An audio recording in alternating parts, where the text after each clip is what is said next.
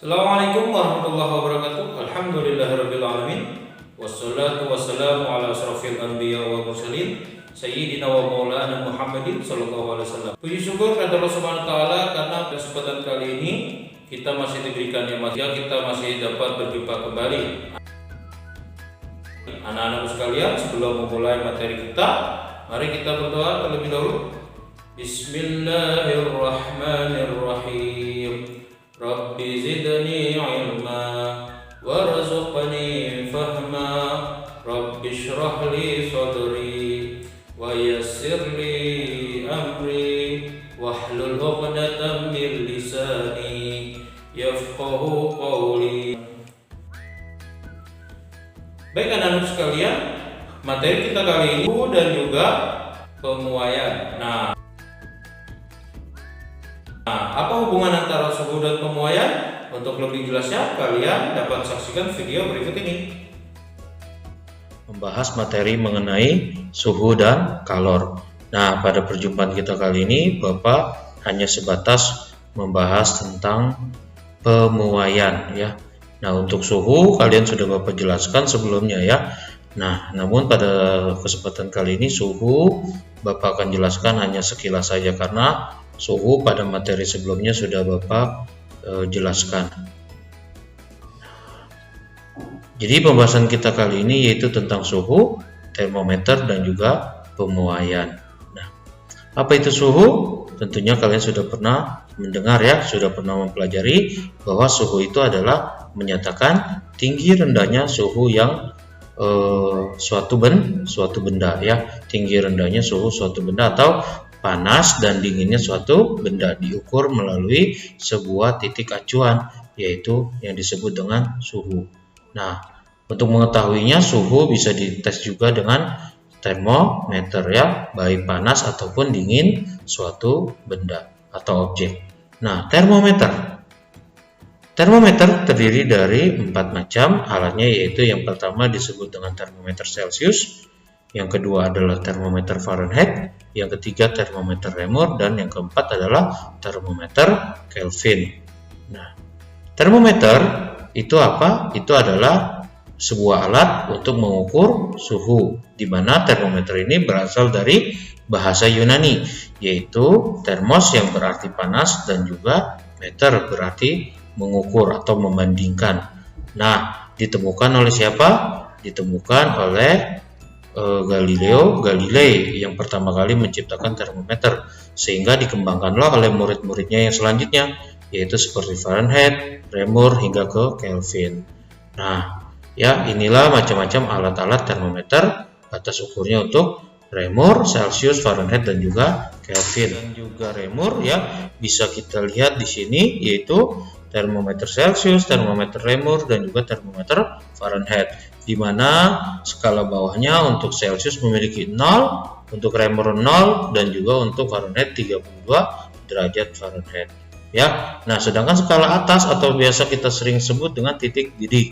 Titik didih menggunakan titik didih air ya, yaitu 100 derajat Celcius untuk Celcius, 80 derajat Reaumur untuk Reaumur dan 212 untuk Fahrenheit.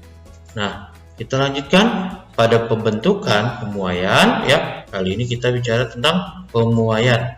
Nah, pemuaian itu terjadi atas 3 bentuk wujud zat, yaitu yang pertama adalah zat padat, yang kedua zat cair, dan yang ketiga adalah gas ya. Nah, pada zat padat, cair dan gas ini akan terjadi beberapa jenis pemuaian. Nah, pemuaian itu apa? Pemuaian adalah perubahan suatu benda yang bisa menjadi bertambah panjangnya, lebarnya, luasnya atau volumenya karena terkena panas ya. Seperti ini contohnya, jika ada benda yang berbentuk balok seperti ini, besi ya, dipanaskan maka dia akan memuai.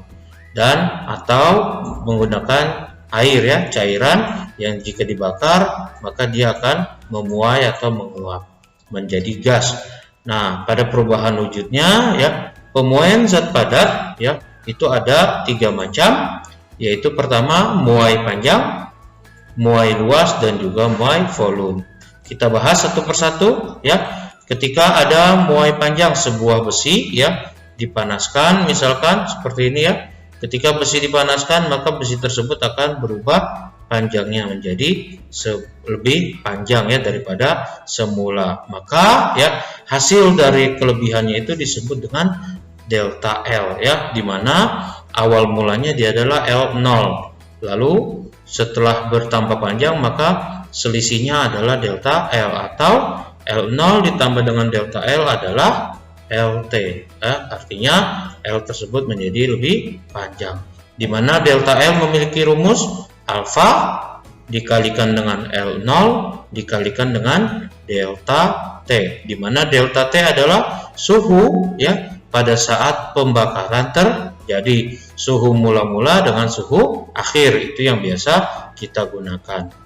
Nah, di sini penjabarannya, di mana delta L itu sama dengan, kalau kita lihat ya, LT dikurang L0. Nah, sedangkan delta L memiliki rumus adalah L alfa dikalikan L0 dikalikan delta T. Delta T, nah delta T itu sendiri adalah T suhu T2 ya. T2 itu adalah suhu akhir dikurang dengan suhu awal, sehingga didapatlah sebuah rumus LT sama dengan L0 dikalikan dengan 1 ditambah alfa kali delta T ya.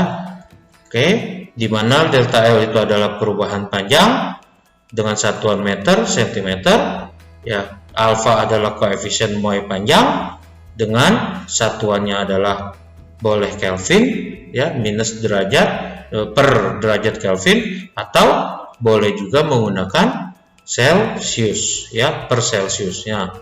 Jadi L0 panjang mula-mula boleh menggunakan satuan meter dan juga cm. Delta T suhu perubahannya boleh menggunakan derajat Kelvin atau derajat Celsius, nanti bergantung dari soal yang diberikan.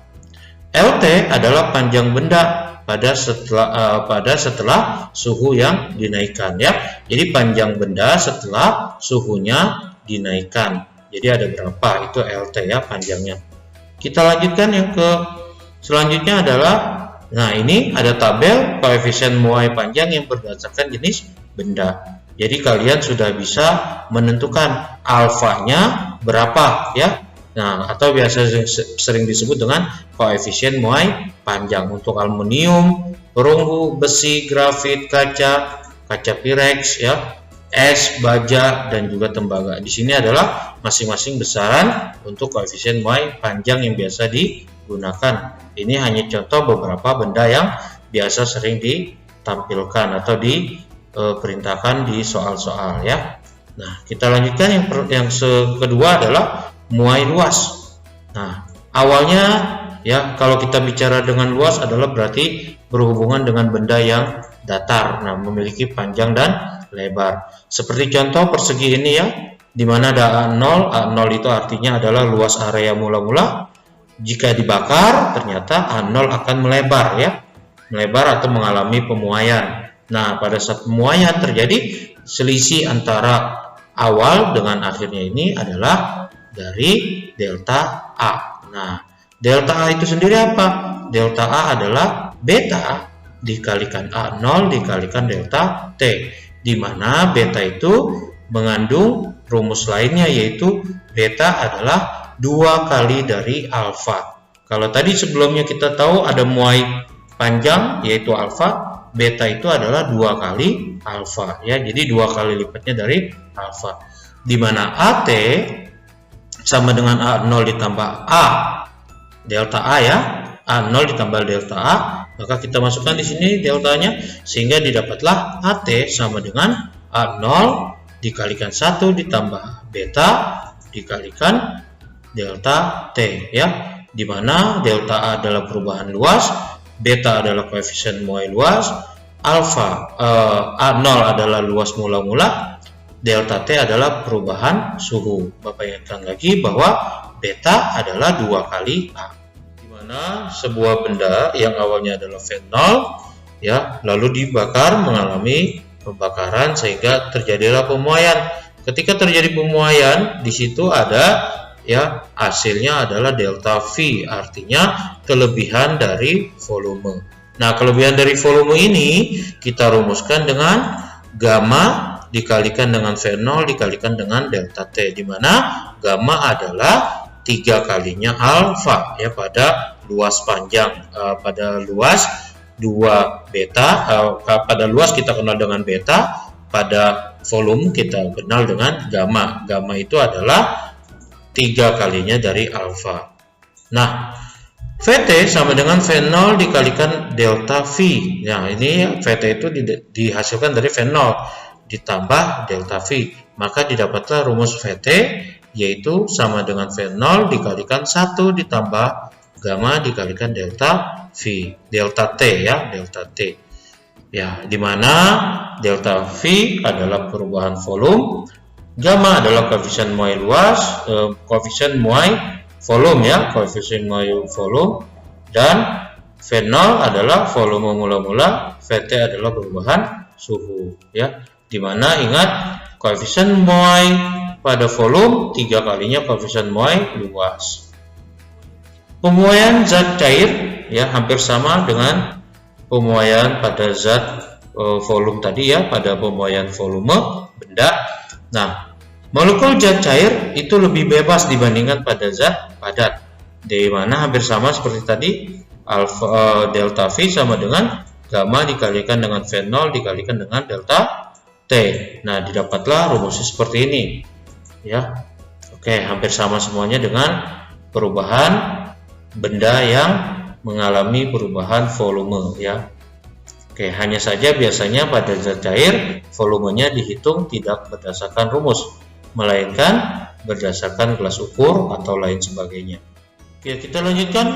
Koefisien muai volume berdasarkan jenis zatnya, yaitu ada tabel di sini ya. Koefisien muai volume untuk aseton, parafin, alkohol, raksa, gliserin dan lain sebagainya ya. Nanti kalian bisa melihat lebih lanjut.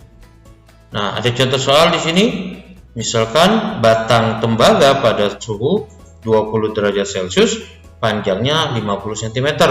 Kemudian dipanaskan sampai suhu 100 derajat Celcius. Jika koefisien muai panjang tembaga 1,7 kali 10 pangkat 5 per derajat Celcius, berapakah panjang batang tembaga sekarang? Nah, kita selesaikan di sini.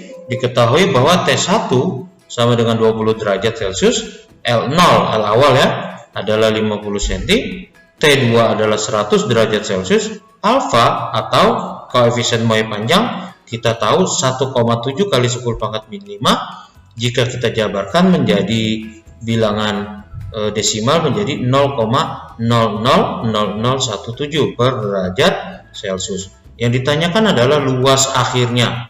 Nah, kita tahu rumusnya ya, kalau kita jawab berarti delta T itu 100 dikurang 20 dapatnya 80. L akhir adalah L0 dikalikan dengan 1 tambah alfa kali delta T. Kalikan dulu ya, 0,017 ini dengan 80 dapatlah 0,0136. Ditambah 1 lalu hasilnya dikalikan dengan 50 dapatlah 50,068. Nah, itulah contoh soal yang dapat diberikan oleh Bapak. Nah, jadi panjang batang tembaga sekarang adalah 50,068 cm. Nah, pemuaian gas terbagi menjadi 3 macam, yaitu isotermik, isobarik, dan juga isokorik. Apa itu macam-macamnya? Hukum Boyle ya, Boyle-Gay-Lussac ya, yaitu dengan rumusnya adalah P dikalikan V per T. Itu rumus awal untuk pemuaian pada gas. Namun ada yang disebut dengan isotermik, yaitu suhu tetap ya. Nah, jika suhunya tetap berarti rumusnya jadi berubah, yaitu P1 kali V1 sama dengan P2 kali V2. Atau jika tekanan yang tetap, maka V1 per T1 sama dengan V2 per T2, atau yang disebut dengan volume tetap. Nah, jika dengan volume tetap, maka disebut isokorik. Ya, jika tetap seperti itu berarti P1 per T1, P2 per T2. Nah, sampai situ ya kalian pastinya sudah memahami. Insya Allah ya, apa yang sudah Bapak jelaskan kalian akan memahaminya dengan baik. Jika kurang mengerti maka kalian boleh putar video ini sesering mungkin ya. Terima kasih. Assalamualaikum. Ya, alhamdulillahirrahmanirrahim. Kalian sudah sama-sama menyaksikan video yang tadi Bapak putarkan. Semoga dengan apa-apa yang tadi Bapak jelaskan di dalam video tersebut, kalian dapat mengerti dan memahaminya, sehingga ketika ada persoalan baik di dalam soal maupun kehidupan sehari-hari, kalian dapat memecahkannya dengan baik. Nah, untuk itu kita ini dengan membaca hamdalah alhamdulillahirabbil alamin, doa penutup majlis, Allahumma wa bihamdika asyhadu an la ilaha illa anta astaghfiruka wa atubu ilaik. Kurang lebihnya mohon maaf. Billahi taufiq wal hidayah. Warahmatullahi wabarakatuh.